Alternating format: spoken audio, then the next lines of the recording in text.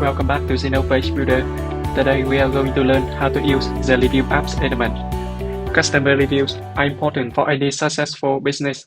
To manage reviews for your store, you can use a review app from the Shopify App Store, such as Ryviu, LAI Reviews, Loox Reviews.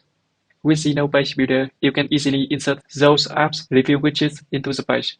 Here I have a reviews app element on the page, and the element will only show up on live page. Let's walk through the options the reviews app element has to offer. First, we have Reset. Here, you can select the review app you use to manage the reviews on your store. For the demo purpose, I will select this one. You can select the product to show the reviews for it. Next, we have Widgets. The Reviews widget will show all reviews for your store, and Star Rating will show the star rating. Let me insert another reviews app element. Inside this product, I will select the preset and choose the product to the correct one, iPhone dock, and the widget to be star rating.